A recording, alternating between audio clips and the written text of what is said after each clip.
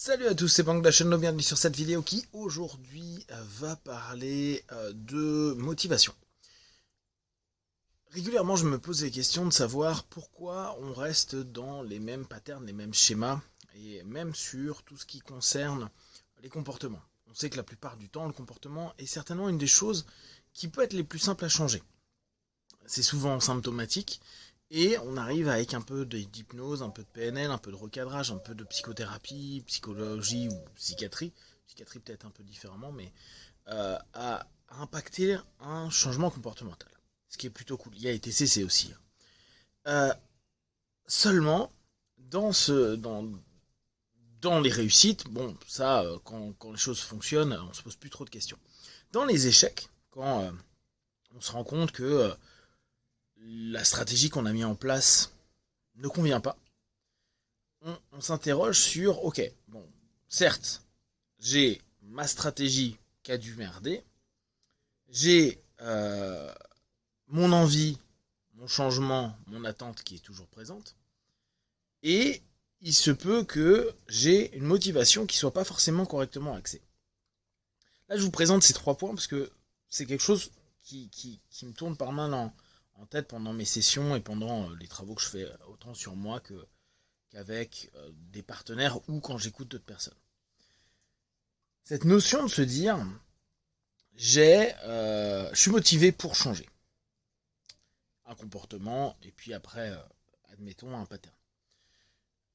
Ça nous apporte des éléments qui sont intéressants parce que on peut se dire, ok, est-ce que tu es réellement si motivé que ça?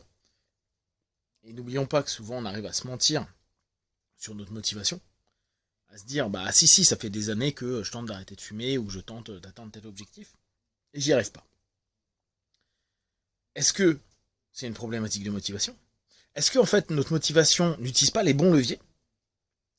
Est-ce que c'est le processus, on va dire la stratégie et le système qu'on exploite qui n'est pas adapté ou plus adapté ou complètement à l'ouest?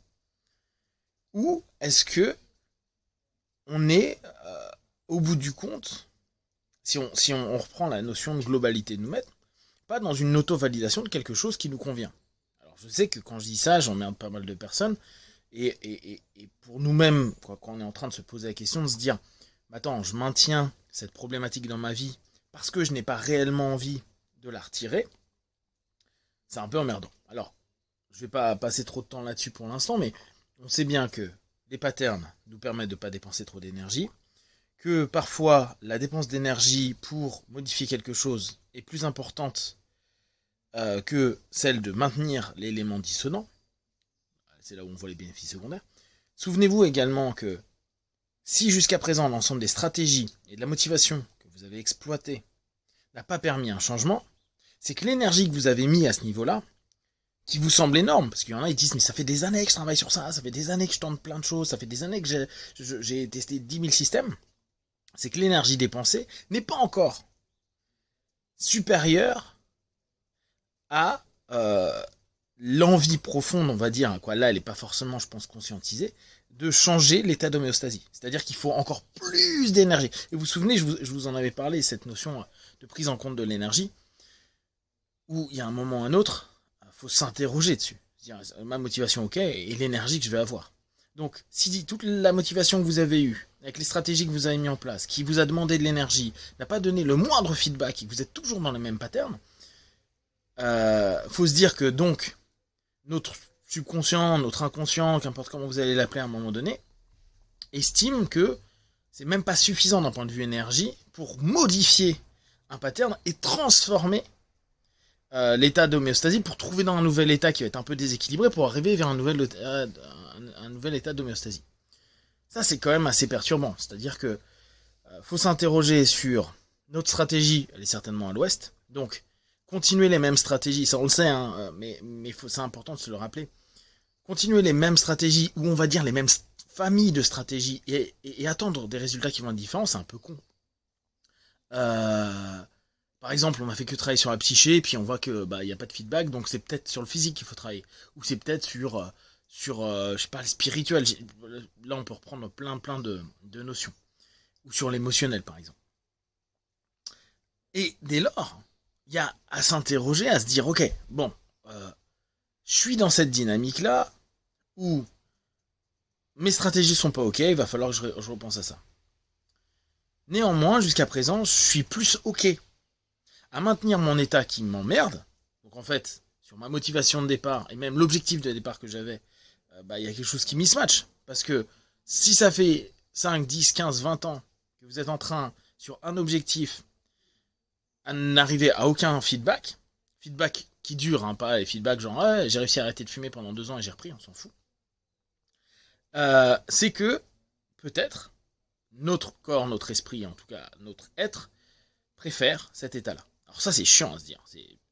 En fait, je suis ce que je préfère être. Je suis pas ce que je préfère être dans la notion j'aime bien, j'aime pas, ça serait cool pour moi, ou je me vois comme ça, le côté égotique. Factuellement, c'est là je suis à l'optimum de ce que je peux faire aujourd'hui, et mon corps, mon être, mon conscient, mon subconscient, mon inconscient s'organise dans ce sens-là pour me donner cette résultante-là. Donc, on maintient ça, parce qu'on le veut inconsciemment, indirectement, on se dit, je le maintiens, il est à moi, ça m'appartient, cet état de fait. Et j'ai pas la bonne stratégie, et quel type de motivation j'ai. Et là aussi, s'interroger sur la motivation. Ça se trouve, on n'atteint pas notre objectif parce que le levier de motivation qui, en fait, fait émerger cette envie, ce besoin et donc cet objectif qu'on veut atteindre, n'est absolument pas adapté à ce qu'on veut. Je veux arrêter de fumer parce que, je dis n'importe quoi, je veux gagner de l'argent, je veux plus perdre d'argent, ou je veux être en bonne santé. Et en fait, ça c'est du bullshit. Le cerveau, ça se trouve, il dit, rien à foutre, moi, ma santé, m'en tape, la vie, nique ça, hein, bon, voilà. Donc, mettre autant d'énergie au travers d'un filtre qui doit nous permettre de se maintenir. Alors après, on sait qu'on a la discipline, on a la remise en question, on a la motivation doit permettre d'exploiter l'énergie qu'on a ou de redévelopper l'énergie qu'on a. Il y a pas mal d'éléments qui vont se passer. Mais si en fait le levier qui est primitif à celui-ci n'est pas réellement un levier et qui nous demande lui-même de l'énergie, et que au bout du compte, sans même plonger à fond dans la motivation, mais que jusqu'à présent ça ne nous a pas donné de feedback intéressant, il y a aussi la motivation à remettre à zéro, c'est-à-dire pour quelle raison je fais ça. Et si tu dis c'est pour une santé, et que tu dis oui mais ça fait 10 ans que je me dis ça, et qu'au bout du compte ma santé en 10 ans, que je continue à cloper ou à faire toutes mes conneries, elles sont toujours présentes, c'est pas une vraie motivation, c'est faux. On est en train de se raconter n'importe quoi, de la merde pour un peu se dire oui mais c'est ça qui m'intéresse, blablabla. C'est les histoires en fait, c'est les scripts qu'on se raconte à longueur de temps, les scénars. Et je pense que aller récupérer une réflexion sur ok, quelle est l'énergie que j'ai, bon ok, quelle est la motivation que j'ai, quels sont les différents leviers qui créent cette motivation là, quelles sont celles que j'ai déjà testées et qui en fait n'ont pas donné, que je dois invalider parce que c'est pas réel, ça n'impacte pas le reste. Donc ça veut dire que c'est bien si tu l'as intellectuellement parlant, mais factuellement ça ne sert à rien. Quel type de stratégie dès lors j'ai mis en place? Quels sont les feedbacks?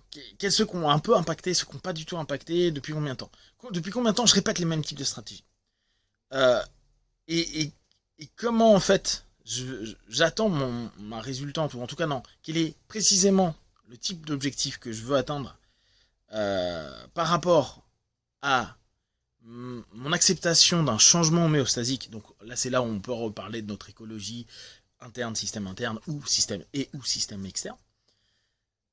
En se posant ces questions-là et en commençant à barrer tous les trucs qu'on a déjà fait, pensé, travaillé, ou qu'on pense avoir pensé, travaillé, fait, etc. Et en disant voilà, ça fait X années que je travaille sur ça, ou que je fais ça comme ça, ça c'est de la merde. T'as pas de feedback, ça veut dire que c'est pas ça qu'il faut faire. Point. On peut chercher derrière plein de choses, mais factuellement, pour l'instant, faut le mettre off. Faut aller chercher sur un autre cheminement. Ce que je vous propose, c'est commencer. Ça pourrait être sympa de se faire un petit... je sais pas, faire une espèce de petite série là-dessus, il faut que je cogite. Pour aller s'interroger et changer nos axes. Et arrêter de persévérer dans des choses qui n'ont pas de sens. Donnez-vous un temps, ok, je tente pendant 2 ans de faire tel truc, pas de feedback, je change. 2 ans déjà c'est pas mal. Hein.